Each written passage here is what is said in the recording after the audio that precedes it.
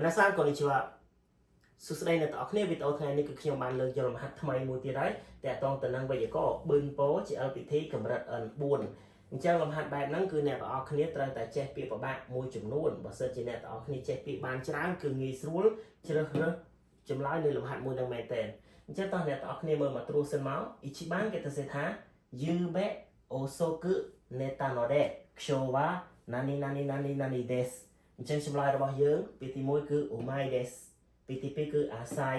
ពីទី3គឺនីហ្គាយពីទី4គឺនេមួយអញ្ចឹងតោះនៅខាងឆ្វេងដៃគឺខ្ញុំបានលើកយកនៅពាក្យពិបាកមួយចំនួនទាំងអស់ហ្នឹងដកស្រង់ចេញពីប្រយោគមួយហ្នឹងចែកជូនដល់កាន់អ្នកទាំងអស់គ្នាដើម្បីងាយស្រួលយល់ឲ្យកាន់តែច្បាស់ថាពាក្យនីមួយបកប្រែយ៉ាងម៉េចពាក្យទី1គឺនីហ្គាយខាងជិះមានតែមួយទេនីហ្គាយបកប្រែថាល្វីងតែតងទៅឆ្នាំល្វីងឆ្នាំអីហ្នឹងគឺប្រើពាក្យនីហ្គាយហ្នឹងហើយពេលបន្តគឺនេរឹនេរឹខាងជិះមានតែមួយទេនេរឹចេញពីមកពី mask គឺ nemas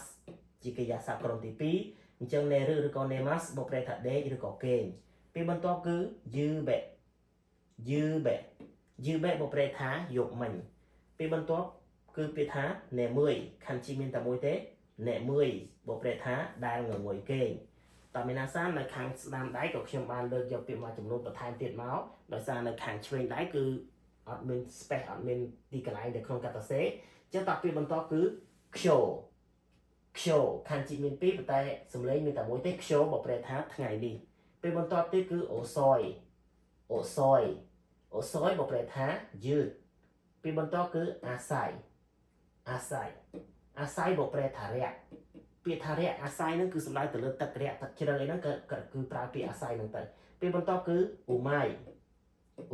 ក៏ជាគុណនាមអ៊ីដែរគឺបកប្រែថាដែលឆ្ងាញ់ឬក៏ដែលពូកែតកតងទៅនឹងម្ហូបអាហារគឺយើងបកប្រែថាឆ្ងាញ់តកតងទៅនឹងសមត្ថភាពអីហ្នឹងគឺយើងប្រើបកប្រែថាពូកែអញ្ចឹងតើមានអាសានតកតងទៅនឹងពាក្យពិបាកគឺខ្ញុំបានចែករំលែកទៅកាន់អ្នកទាំងអស់គ្នាហើយឥឡូវកលែងមកមើលប្រយោគលំហាត់វិញម្ដងអញ្ចឹងប្រយោគទី1គឺគេទៅសេថា Yube Osoku Netanode Kshowa Nani Nani Nani Des អញ្ចឹងអ្នកទាំងអស់គ្នាគិតបន្តិចមកតែចម្លើយរបស់យើងគឺ Ichiban Niban Sanban ឬក៏ Yonban អញ្ចឹងចម្លើយដែលត្រឹមត្រូវគឺមានតែមួយទេមានអាសានអញ្ចឹងតើបកប្រែប្រយោគសិនមក Yube Osoku Netanode អញ្ចឹង Node បកប្រែថាដោយសារតែអញ្ចឹងដោយសារតែខ្ញុំនេតាបានគេងយឺតអូសយគុណនាមអ៊ីនៅពីមុខកិរិយាសព្ទគឺអ្នកទាំងអស់គ្នាត្រូវចាំមិនថាជាគុណនាមអ៊ីពាក្យមួយណាទេឲ្យតែនៅពីមុខកិរិយាសព្ទគឺលុបអ៊ីចោលថែមគឺអញ្ចឹងដោយសារតែខ្ញុំបានគេងយឺតកាលពីយប់មិញអញ្ចឹង Kshowa Nani Des Kshowa ថ្ងៃហ្នឹង Des គឺបកប្រែថាគឺ